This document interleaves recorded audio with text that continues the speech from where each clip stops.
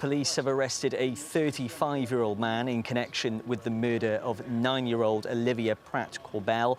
He is suspected to have been the target of the shooting and has been detained in hospital on a prison recall after breaching the terms of his licence.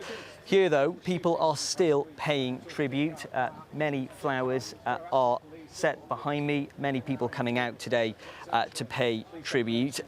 Neighbours tell me that everyone's house should be a safe place, but that unfortunately wasn't the case for 9-year-old Olivia and her family.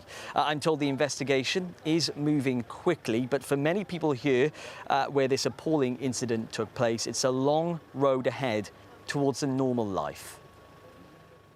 On Kingsheath Avenue, emotions remain high. Instead of playing in the street, children pay tribute. The death of 9-year-old Olivia Pratt-Korbel hasn't sunk in for many living nearby. It's really, really bad what's happened, and I feel it here for them.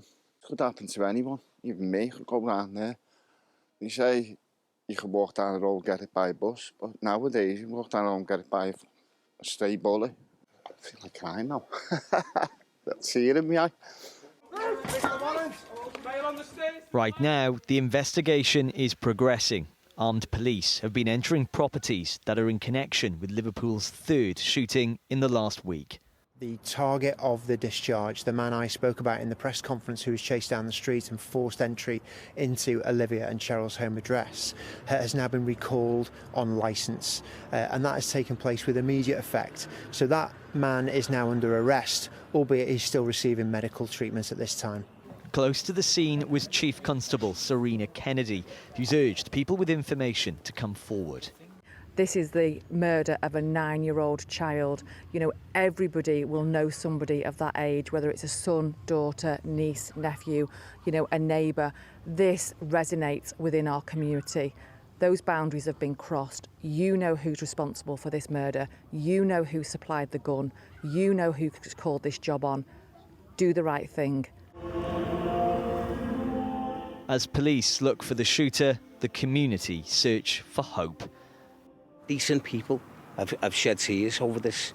You know, you live by the sword, you die by the sword, you know what I mean? But at the end of the day, when there's some people involved and a little girl, she's lost her life at 9 years old and she's got a life ahead of her. In my opinion, I think the law needs to change. Olivia's death has shocked the nation. The people of Liverpool pray for justice. And Bradley, we can see behind you the police cordon is still in place tonight. Yeah, that's right. There is an extensive police cordon in place on this side of the street and on the other side as well. Forensic officers have been scanning the road up and down here on Kingsheath Avenue. That's where we are now, looking for any more evidence that they can possibly find. Officers have been knocking on doors, nearby neighbours, trying to find any information regarding this killing. On the other side of the cordon, though, there is a mobile police station that's been set up. And earlier on, I did see people heading towards that mobile police station, chatting to officers about information. As I say, it's a fast-paced investigation, and in the coming days, or even in the coming hours, we may find out more about who fired the shots which have torn apart an entire community.